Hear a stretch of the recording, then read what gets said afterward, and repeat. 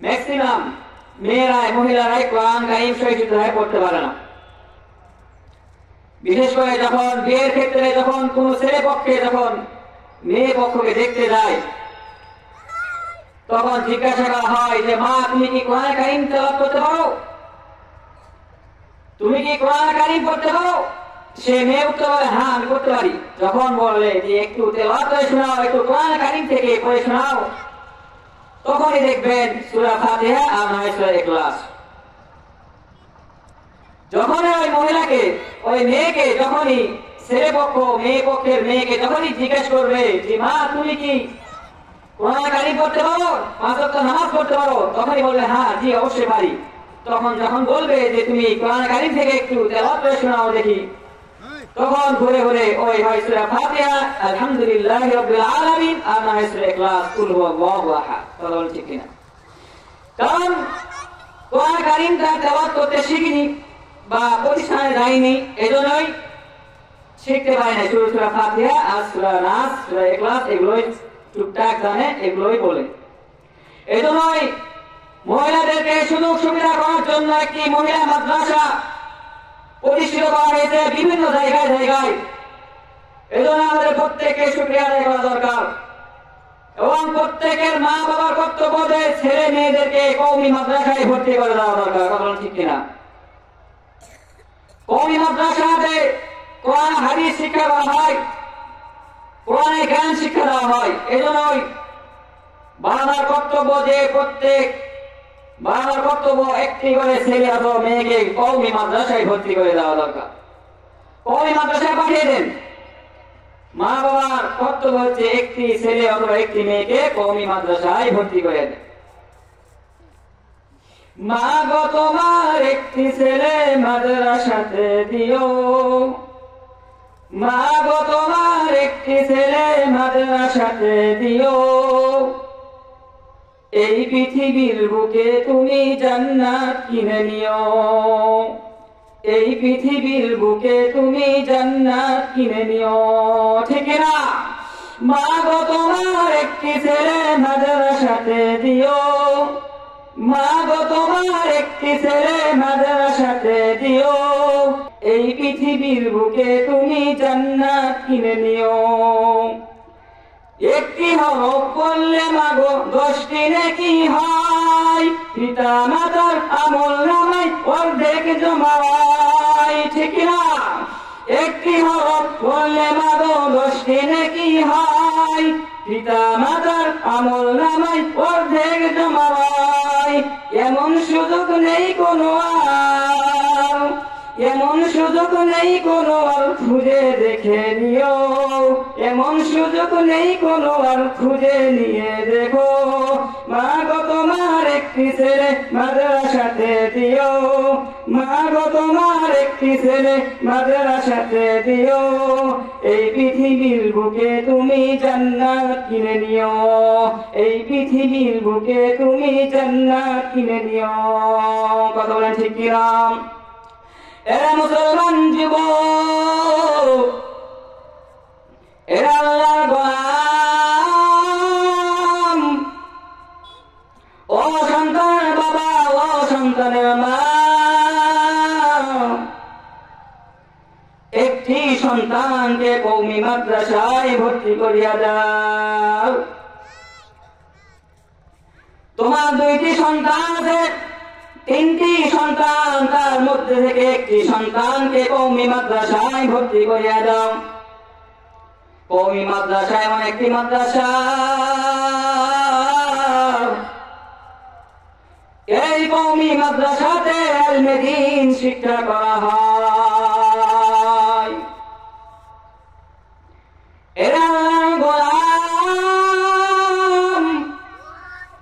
কওমি মাদ্রাসা এমন একটি মাদ্রাসা, এই সমস্ত মাদ্রাসাতে ইলমে দ্বীন শিক্ষা করা হয়, কোরআন হাদিস শিক্ষা করা হয়।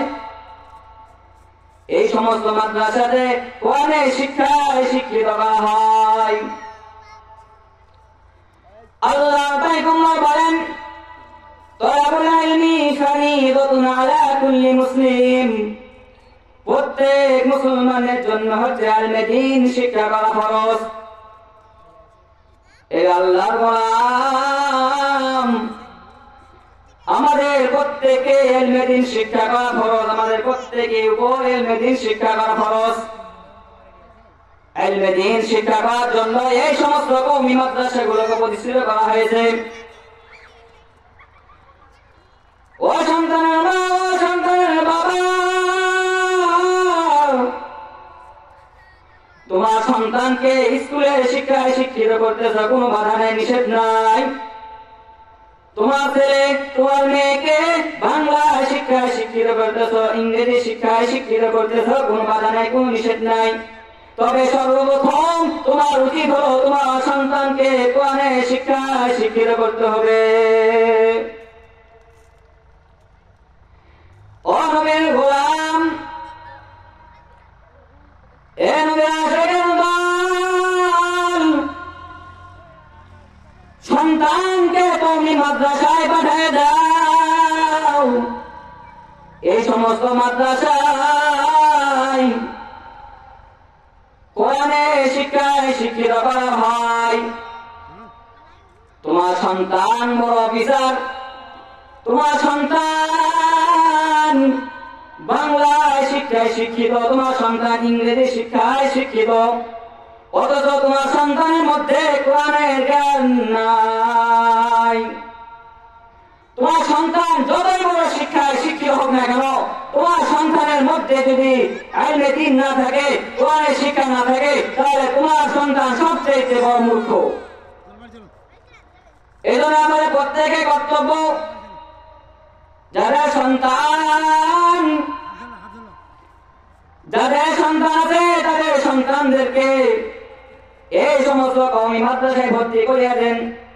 ছেলে যদি হয় ছেলে কওমি মাদ্রাসায় ভর্তি করিয়া দাও, আর যদি মেয়ে সন্তান হয় ওই মেয়ে সন্তানকে মহিলা মাদ্রাসায় ভর্তি করিয়া দাও। আল্লাহর পয়গম্বর হাদিস অনুযায়ী আমাদের প্রত্যেকের উপর ইলমে দ্বীন শিক্ষা করা ফরজ। আল্লাহর পয়গম্বর স্পষ্ট ভাষায় বলে দিয়েছেন, তলাবুল ইলমি ফরিদাতুন আলা কুল্লি মুসলিম, প্রত্যেক মুসলমানের উপর ইলমে দ্বীন শিক্ষা করা ফরজ। এজন্য আমাদের প্রত্যেকের কর্তব্য হচ্ছে ইলমে দ্বীন শিক্ষা করা। আমরা অনেকে কোরআন কারীম পড়তে পারি না, কোরআন কারীম তেলাওয়াত করতে পারি না। হায় রে মুসলমান, আফসোস, মুসলমান সন্তান মুসলমানের ঘরে জন্ম নিয়েছে, অথচ কোরআন কারীম তেলাওয়াত করতে পারি না। অনেক সন্তান আছে বড় শিক্ষায় শিক্ষিত হয়ে গেছে, উচ্চ মর্যাদায় শিক্ষিত হয়ে গেছে, অথচ কোরআন কারীম তেলাওয়াত করতে পারে না, অথচ আরবি ভাষায় করতে পারে না, অথচ সেই সন্তান ইংরেজিতে বক্তব্য দিতে পারে, বাংলাতে কথা বলতে পারে, অনেক শিক্ষায় শিক্ষিত অর্জন করেছে, শিক্ষায় অর্জন করেছে, কিন্তু কোরআন কারীম তেলাওয়াত করতে পারে না, অথচ মুসলমানের সন্তান মুসলমানের জন্ম নিয়েছে। মুসলমান সন্তান অথচ কোরআন কারীম তেলাওয়াত করতে পারে না।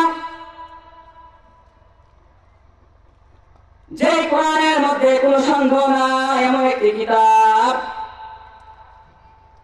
আল্লাহ পাক তাআলা কোরআন কারীমে বলেন, যালিকাল কিতাবু লা রাইবা ফীহি। আল্লাহ পাক তাআলা কোরআনের মধ্যে বলেন, কোরআন এমন একটি কিতাব যে কিতাবের মধ্যে কোনো সন্দেহ নাই। আছে নাকি কোনো সন্দেহ? এই কোরআনের মধ্যে কোনো সন্দেহ নাই। যালিকাল কিতাব, এই কিতাবের মধ্যে কোনো সন্দেহ নাই। যালিকাল কিতাবু লা রাইবা ফীহি হুদাল লিল মুত্তাকিন, মুত্তাকিনদের জন্য এই কিতাব হচ্ছে পথ প্রদর্শক। কোরআন এমন একটি কিতাব যার মধ্যে কোনো সন্দেহ নাই। আজ পর্যন্ত এই কোরআনের কেউ ভুল বের করতে পারে নাই। একটি সূরা কেন, একটি লোকমা, একটি যে জব পেশ, কোনো কিছুর ভুল আজ পর্যন্ত কেউ বের করতে পারে নাই। কোরআন এমন একটি কিতাব যার মধ্যে ভুল তো দূরের কথা, কোনো সন্দেহ নাই। এ মুসলমান যুবক, আমরা অনেকে কোরআন পড়তে পারি না, কোরআন কারীম তেলাওয়াত করতে পারি না, অথচ আমরা মুসলমানের ঘরে জন্ম নিয়েছি, মুসলমানের সন্তান, কিন্তু কোরআন কারীম তেলাওয়াত করতে পারি না। হায়রে মুসলমান,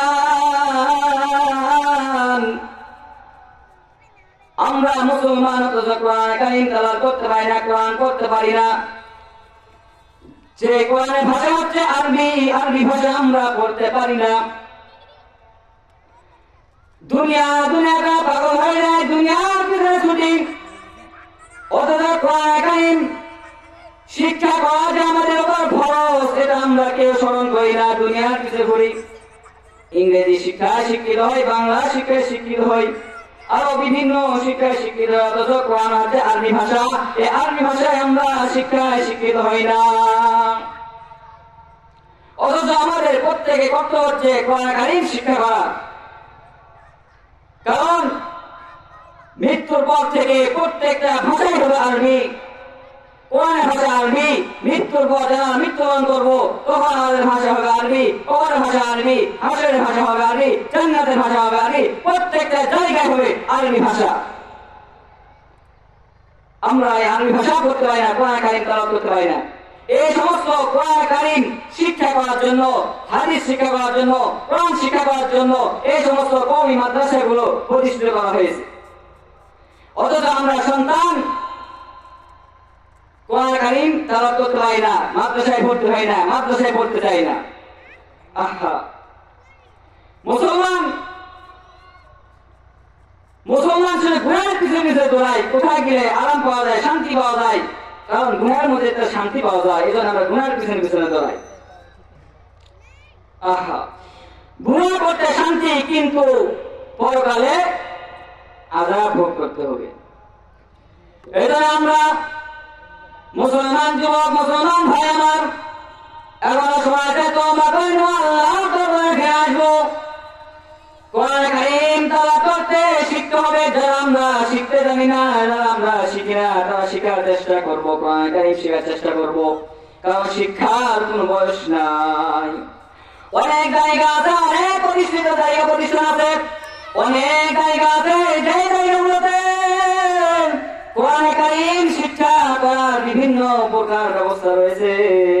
এখনো চাইলে আমরা কোরআন কারীম তেলাওয়াত করা শিখতে পারি। কোরআন হচ্ছে মধুর বাণী, কোরআন হচ্ছে অনেক সুন্দর একটি কিতাব, যার মধ্যে কোনো ভুল নাই, যার মধ্যে কোনো মিথ্যা নাই। এই কোরআন কারীম আমরা তেলাওয়াত করতে পারি না, এই কোরআন কারীম আমরা পড়তে পারি না, অথচ আমরা এর চেয়ে বড় বড় কিতাব, বড় বড় বই পুস্তক আমরা পড়ি, বিভিন্ন গল্প উপন্যাসের বই পড়ে ফেলি। মুসলমান যুবক ভাই, কত গুনাহের পিছনে পিছনে দৌড়াইবা, চিন্তা করো একদিন কবরে যাইতে হবে। কবর এমন একটি ভয়ঙ্কর জায়গা, যে কবরে কেউ থাকবে না, সঙ্গের সাথে কেউ থাকবে না। কবর হচ্ছে বড় ভয়ঙ্কর জায়গা, কবরের মতো ভয়ঙ্কর জায়গা নাই। ও মুসলমান যুবক, এখন সময় আছে, তওবা করে দাও। আল্লাহ যেগুলো হুকুম বিধান দেয় সেগুলো হুকুম বিধান মেনে চলো, আল্লাহর হুকুম বিধান মেনে চলো, আল্লাহর হুকুম যেগুলো দিয়েছে এগুলো হুকুম বিধান মেনে চলো এবং রাসূলের সুন্নাত তরিকা আমল করো। এ মুসলমান যুবক, কবর হচ্ছে বড় ভয়ঙ্কর জায়গা, এমন একটি জায়গা, এই কবর সাপ বিচ্ছুর ঘর, পোকামাকড়ের ঘর, গুনাহগার বা নামাজের জন্য কবর হয়ে যায় ভয়ঙ্কর জায়গা, আযাবের ব্যবস্থা। ও মুসলমান যুবক, এখন সময় আছে, তওবা করে নাও, আল্লাহর দরবারে ফিরে আসো। এখন সময় আছে, তওবা করে নাও, আল্লাহর দরবারে ফিরে আসো। আর কত গুনাহের পিছনে পিছনে দৌড়াইবা, দুনিয়ার পিছনে পিছনে দৌড়ায় দৌড়ায় জীবনটাকে নষ্ট করে দিয়েছো। ও মুসলমান যুবক, আর গুনাহের পিছনে দৌড়াও না। এখন সময় আছে, তওবা করে নাও, আল্লাহর দরবারে ফিরে আসো। 5 ওয়াক্ত নামাজ পড়ো, কোরআন কারীম তেলাওয়াত করো, কোরআন কারীম তেলাওয়াত করো, আল্লাহর হুকুম বিধান মেনে চলো, রাসূলের সুন্নাত তরিকায় আমল করো। কারণ একদিন কবরে যাইতে হবে। কবর হচ্ছে বড় ভয়ঙ্কর জায়গা। আজকে আমাদের কবরের কোনো চিন্তা নাই, কবরের কথা ভুলে গেছি, অথচ আমাদের মধ্যে কবরের চিন্তা করা দরকার। কবরের মধ্যে যাবো আমরা, এই জন্য আমাদের বেশি বেশি করে চিন্তা করা দরকার। আজকে আমাদের কবরের কোনো চিন্তা নাই, কবর ঠিক কিনা? চিন্তা করে দেখো না কবরে কি যাইবা না, চিন্তা করে দেখো না কবরে কি যাইবা না, যে কবরে আল্লাহ ছাড়া বন্ধু কেউ থাকবে না, চিন্তা করে দেখো না কবরে কি যাইবা না, ঠিক না? চিন্তা করে দেখো না কবরে কি যাইবা না। এই দুনিয়ায় সবই বল, কবর যে তোর আসল ঘর, এই দুনিয়ায় সবই বল, কবর যে তোর আসল ঘর, কেমনে সেটাই থাকবি বলে শুধুই মাটির বিছানা, চিন্তা করে দেখো না কবরে কি যাইবা না, চিন্তা করে দেখো না কবরে কি যাইবা না, বলবা ঠিক কিনা? এর আল্লাহর গোলাম, আমাদের প্রত্যেকে চিন্তা করতে হবে একদিন কবরের মধ্যে চলে যাব। কবর যে বড় ভয়ঙ্কর জায়গা, এই কবরে যাইতে হলে আমল নিয়ে যাইতে হবে, আমলের পরিচয় নিয়ে যাইতে হবে। তোমার যদি আমল ঠিক হয় কবর হয়ে যাবে তোমার জন্য সুখের ঠিকানা, আরামের ব্যবস্থা হয়ে যাবে। আর যদি তোমার আমল যদি খারাপ হয়ে যায়, আমলটা যদি খারাপ হয়ে যায়, দুনিয়াতে যদি তুমি খারাপ কাজ করে যাও, গুনাহের কাজ করে যাও, তাহলে কবর হয়ে যাবে তোমার আযাবের ব্যবস্থা। কবর অতি ভালো আর অতি খারাপ, কবরে যাইতে হলে আমল নিয়ে যাইতে হবে। তোমার আমল যদি ঠিক হয় তাহলে কবর তোমার জন্য ভালো ব্যবহার করবে, তোমার সাথে ভালো ব্যবহার করবে। আর যদি তোমার আমল খারাপ হয়ে যায়, তোমার যদি আমলটা খারাপ হয়, গুনাহ করে যাও, দুনিয়ার রং তামাশায় মেতে যাও, দুনিয়ার রং তামাশায় মেতে দুনিয়ার মধ্যে গুনাহ করে করে যদি কবরে যাও, তাহলে কবর হয়ে যাবে তোমার জন্য একটি আযাবের ব্যবস্থা এবং কঠিন ভয়ঙ্কর জায়গা হয়ে যাবে। এজন্য মুসলমান ভাই আমার, আমাদের প্রত্যেকের কর্তব্য যে আমরা আল্লাহর হুকুম বিধান মেনে চলবো এবং রাসূলের সুন্নাত তরিকা আমল করব। আল্লাহ পাক তাআলা যে হুকুম দিয়েছেন, যে বিধান দিয়েছেন, এই সমস্ত হুকুম বিধান মেনে চলবো এবং রাসূলের সুন্নাত তরিকা আমল করব। যদি দুনিয়াতে ভালো কাজ করে যাইতে পারি, দুনিয়াতে যদি আমল করে যাইতে পারি, আল্লাহর হুকুম বিধান মেনে চলতে পারি, তাহলে আমরা কবরে শান্তি পাবো, আখিরাতে শান্তি, এবং আশা করা যায় আমরা জান্নাতে যাইতে পারবো।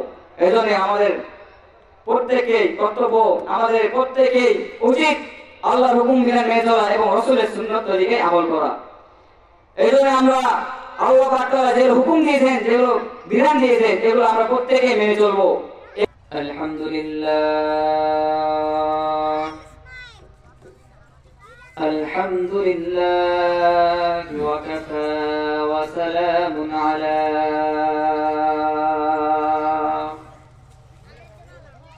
وسلام على عباده الذين اصطفى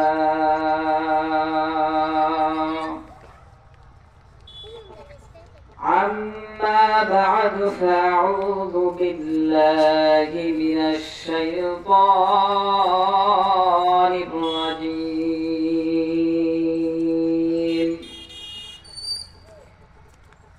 بسم الله الرحمن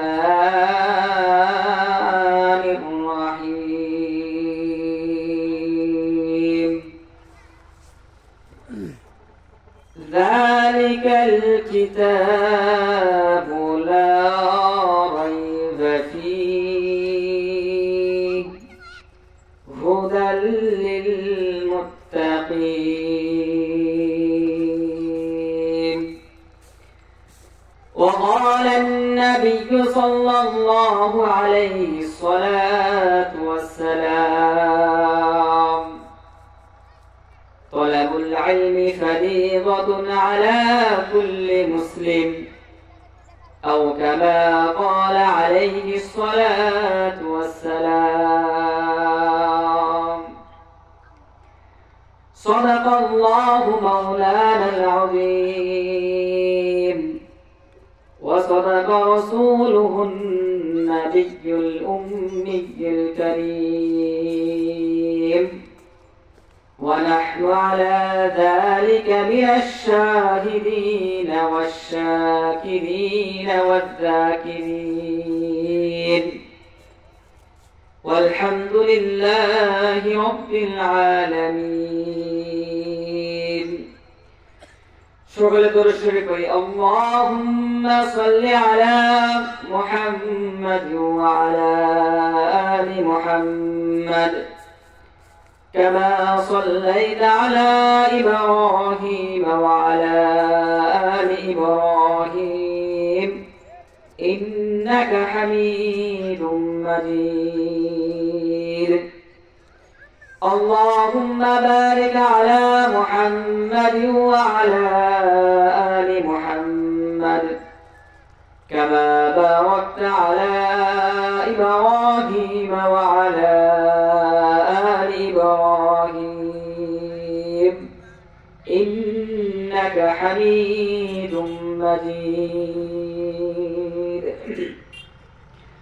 الحمد لله সমস্ত প্রশংসা সেই মহান রব্বুল আলামিনের দরবারে, যে মহান রব্বুল আলামিন আমাকে আপনাকে আমাদের সকলকে দুনিয়াবি সমস্ত কাজ থেকে ফারিগ করে, সমস্ত বিপদ আপদ থেকে হেফাজত করে, সমস্ত প্রকার বালা মুসিবত থেকে, ফিতনা ফাসাদ থেকে, ঝামেলা থেকে মুক্ত করে, ফারিগ করে আল্লাহ পাক তাআলা আমাদেরকে এই মাহফিলে আসা শুরু করে দিয়েছেন। এজন্য আমরা মুসলমান হিসাবে অন্তর স্থল থেকে দিলকে নরম করে, ইমানের গলাকে উঁচু করে আমরা সেই মহান রব্বুল আলামিনের দরবারে শুকরিয়া আদায় করি। সকলে বলি আলহামদুলিল্লাহ। সাথে সাথে বিশ্ব নবী সাইয়্যিদুল মুরসালিন খাতামান নাবিয়্যিন রাহমাতুল লিল আলামিন তিনার প্রতি সংক্ষেপে দরুদ ও সালাম পাঠ করি। সকলে বলি সাল্লাল্লাহু আলাইহি ওয়াসাল্লাম। আল্লাহ পাক তাআলা আমাদের তৌফিক দিয়েছেন, এজন্য আমরা এখানে আসতে পেরেছি। আজকে কোতন্না বাড়িরা আবু উবাইদা তালিমুন নিসা মহিলা মাদ্রাসার উদ্যোগে মাহফিলের আয়োজন করা হয়েছে। এই মাহফিলের আয়োজন করা হয়েছে, আমরা অনেকে এখানে আসতে পারি নাই, অনেকে এসেছি। কারণ আল্লাহ পাক তাআলা আমাদেরকে তৌফিক দিয়েছেন, এজন্য আমরা এখানে আসতে পেরেছি, এখানে বসতে পেরেছি। যাদেরকে আল্লাহ পাক তাআলা কবুল করেন নাই, তৌফিক দেন নাই, তারা আসতে পারেন নাই, বসতে পারেন নাই। এজন্য আমরা বারবার আল্লাহ দরবারে শুকরিয়া আদায় করব। আমি খুতবার শুরুতে কোরআন কারীম থেকে একটি আয়াত এবং রাসূলের অসংখ্য অগণিত হাদিসের মধ্যে থেকে ছোট্ট একটি হাদিস পাঠ করেছি। এই কোরআন আয়াত এবং হাদিসকে সামনে নিয়ে সংক্ষেপে কিছু কথা বলবো, যদি আল্লাহ পাক তাআলা তৌফিক দেয় তো ইনশাআল্লাহ। সর্ব অবস্থায় সর্বক্ষণ আমরা আল্লাহ পাক তাআলার দরবারে শুকরিয়া আদায় করব। কারণ আল্লাহ পাক তাআলা যদি সুযোগ না দিতেন, তৌফিক না দিতেন, তাহলে আমরা কেউ এখানে আসতে পারতাম না। শুধু তাই নয়, প্রত্যেকটা কাজে, প্রত্যেকটা সময়ে, প্রত্যেকটা সব কিছুর ক্ষেত্রে আল্লাহ পাক তাআলা তৌফিক দিয়েছেন, সুযোগ দিয়েছেন, এজন্য আমরা আসতে পারি, সেই কাজটা করতে পারি। মহিলাদেরকে সুযোগ সুবিধা করার জন্য একটি মহিলা মাদ্রাসা প্রতিষ্ঠিত করা হয়েছে বিভিন্ন জায়গায় জায়গায়। এজন্য আমাদের প্রত্যেককে শুকরিয়া আদায় করা দরকার এবং প্রত্যেকের মা বাবার কর্তব্য যে ছেলে মেয়েদেরকে কওমি মাদ্রাসায় ভর্তি করে দেওয়া দরকার। কথা ঠিক কিনা? কওমি মাদ্রাসাতে কোরআন হাদিস শিক্ষা দেওয়া হয়, কোরআনের জ্ঞান শিক্ষা দেওয়া হয়। এজন্যই বাবার কর্তব্য যে প্রত্যেক বাবার কর্তব্য একটি করে ছেলে অথবা মেয়েকে কওমি মাদ্রাসায় ভর্তি করে দেওয়া দরকার। কওমি মাদ্রাসায় পাঠিয়ে দেন। মা বাবার কর্তব্য হচ্ছে একটি ছেলে অথবা একটি মেয়েকে কওমি মাদ্রাসায় ভর্তি করে দেন। মা গো তোমার একটি ছেলে মাদ্রাসাতে দিও, মা গো তোমার একটি ছেলে মাদ্রাসাতে দিও, এই পৃথিবীর বুকে তুমি জান্নাত কিনে নিও, এই পৃথিবীর বুকে তুমি জান্নাত কিনে নিও। ঠিক না? মা গো তোমার একটি ছেলে মাদ্রাসাতে দিও, মা গো তোমার একটি ছেলে মাদ্রাসাতে দিও, এই পৃথিবীর বুকে তুমি জান্নাত কিনে নিও। একটি হরফ পড়লে মাগো 10টি নেকি হয়, পিতা মাতার আমল নামায় অর্ধেক জমা হয়, ঠিক না? একটি হরফ পড়লে মাগো 10টি নেকি হয়, পিতা মাতার আমল নামায় অর্ধেক জমা হয়। এমন সুযোগ নেই কোনো আর, এমন সুযোগ নেই কোনো আর, খুঁজে দেখে নিও। এমন সুযোগ নেই কোনো আর, খুঁজে নিয়ে দেখো। মা গো তোমার একটি ছেলে মাদ্রাসাতে দিও, মা গো তোমার একটি ছেলে মাদ্রাসাতে দিও। এই পৃথিবীর বুকে তুমি জান্নাত কিনে নিও, এই পৃথিবীর বুকে তুমি জান্নাত কিনে নিও। কথা বলেন ঠিক কিনা? এরা মুসলমান যুবক, এরা আল্লাহর গোলাম। ও সন্তানের বাবা, ও সন্তানের মা, একটি সন্তানকে কওমি মাদ্রাসায় ভর্তি করিয়া দাও। তোমার 2টি সন্তান আছে, 3টি সন্তান, তার মধ্যে থেকে একটি সন্তানকে কওমি মাদ্রাসায় ভর্তি করিয়া দাও। কওমি মাদ্রাসা এমন একটি মাদ্রাসা, এই কওমি মাদ্রাসাতে ইলমে দ্বীন শিক্ষা করা হয়। এরা গোলাম। কওমি মাদ্রাসা এমন একটি মাদ্রাসা, এই সমস্ত মাদ্রাসাতে ইলমে দ্বীন শিক্ষা করা হয়, কোরআন হাদিস শিক্ষা করা হয়। এই সমস্ত মাদ্রাসাতে কোরআনের শিক্ষায় শিক্ষিত করা হয়। আল্লাহ পয়গম্বর বলেন, তলাবুল ইলমি ফরিদাতুন আলা কুল্লি মুসলিম। প্রত্যেক মুসলমানের জন্য হচ্ছে ইলমে দ্বীন শিক্ষা করা ফরজ। এই আল্লাহর গোলাম, আমাদের প্রত্যেকে ইলমে দ্বীন শিক্ষা করা ফরজ, আমাদের প্রত্যেকে উপর ইলমে দ্বীন শিক্ষা করা ফরজ। ইলমে দ্বীন শিক্ষা করার জন্য এই সমস্ত কওমি মাদ্রাসাগুলোকে প্রতিষ্ঠিত করা হয়েছে। ও সন্তানের মা, ও সন্তানের বাবা, তোমার সন্তানকে স্কুলের শিক্ষায় শিক্ষিত করতেছ, কোনো বাধা নাই, নিষেধ নাই। তোমার ছেলে, তোমার মেয়েকে বাংলা শিক্ষায় শিক্ষিত করতেছ, ইংরেজি শিক্ষায় শিক্ষিত করতেছ, কোনো বাধা নাই, কোনো নিষেধ নাই। তবে সর্বপ্রথম তোমার উচিত হলো তোমার সন্তানকে কোরআনের শিক্ষায় শিক্ষিত করতে হবে। ও নবীর গোলাম, এ নবীর আশিকের দল, সন্তানকে কওমি মাদ্রাসায় পাঠিয়ে দাও। এই সমস্ত মাদ্রাসায় কোরআনের শিক্ষায় শিক্ষিত করা হয়। তোমার সন্তান বড় অফিসার, তোমার সন্তান বাংলা শিক্ষায় শিক্ষিত, তোমার সন্তান ইংরেজি শিক্ষায় শিক্ষিত, অথচ তোমার সন্তানের মধ্যে কোরআনের জ্ঞান নাই। তোমার সন্তান যতই বড় শিক্ষায় শিক্ষিত হোক না কেন, তোমার সন্তানের মধ্যে যদি ইলমে দ্বীন না থাকে, কোরআনের শিক্ষা না থাকে, তাহলে তোমার সন্তান সবচেয়ে বড় মূর্খ। এই জন্য আমাদের প্রত্যেকের কর্তব্য, যাদের সন্তান আছে তাদের সন্তানদেরকে এই সমস্ত কওমি মাদ্রাসায় ভর্তি করিয়া দেন। ছেলে যদি হয়, ছেলে কওমি মাদ্রাসায় ভর্তি করিয়া দাও। আর যদি মেয়ে সন্তান হয়, ওই মেয়ে সন্তানকে মহিলা মাদ্রাসায় ভর্তি করিয়া দাও। আল্লাহর পয়গম্বর হাদিস অনুযায়ী আমাদের প্রত্যেকের উপর ইলমে দ্বীন শিক্ষা করা ফরজ। আল্লাহর পয়গম্বর স্পষ্ট ভাষায় বলে দিয়েছেন, তলাবুল ইলমি ফরিদাতুন আলা কুল্লি মুসলিম। প্রত্যেক মুসলমান নারীর উপর আলমেদিন শিক্ষা করা ফরজ। এই জন্য আমাদের প্রত্যেকের কর্তব্য হচ্ছে আলমেদিন শিক্ষা করা। আমরা অনেকে কোরআন কারীম পড়তে পারি না, কোরআন কারীম তেলাওয়াত করতে পারি না। হায় মুসলমান, আফসোস, মুসলমান সন্তান মুসলমানের ঘরে জন্ম নিয়েছি, অথচ কোরআন কারীম তেলাওয়াত করতে পারি না। অনেক সন্তান আছে বড় শিক্ষায় শিক্ষিত হয়ে গেছে, উচ্চ মর্যাদায় শিক্ষিত হয়ে গেছে, অথচ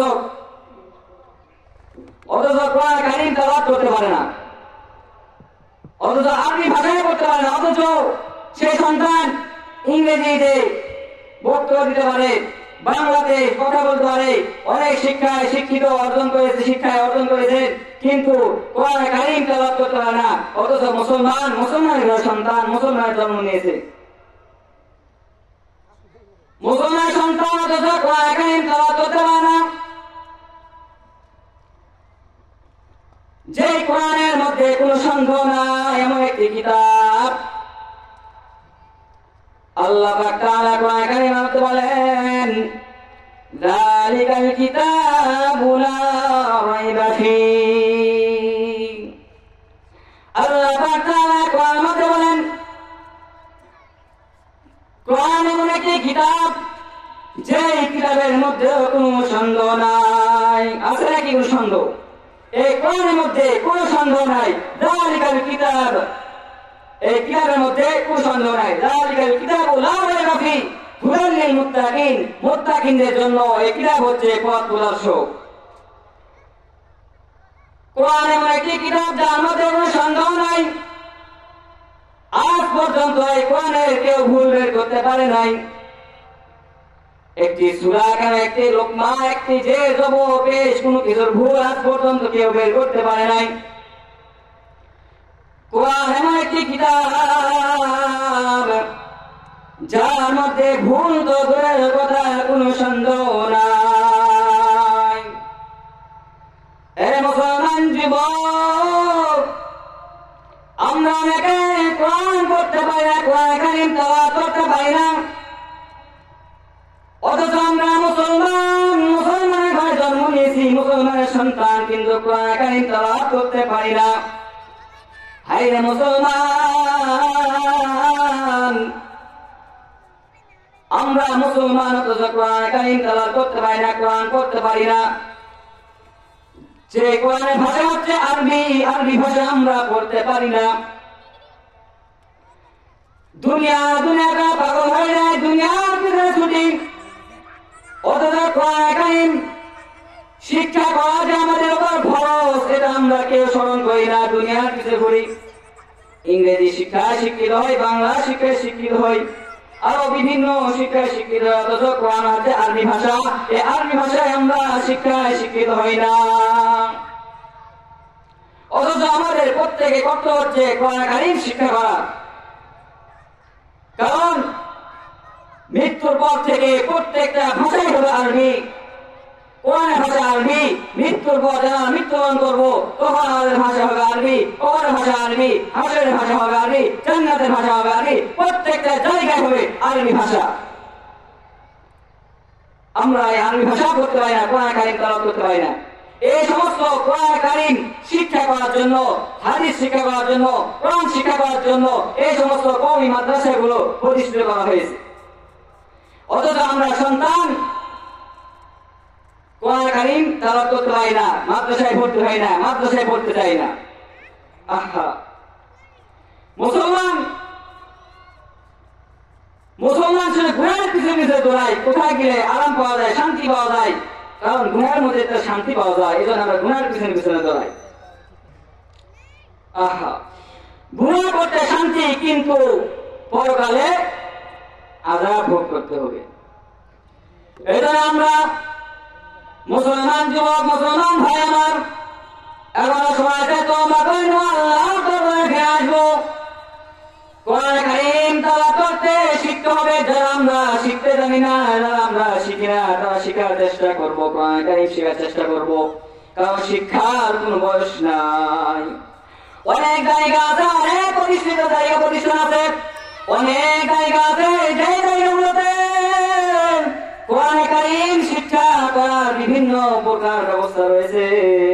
এখনো চাইলে আমরা কোরআন কারীম তেলাওয়াত করা শিখতে পারি।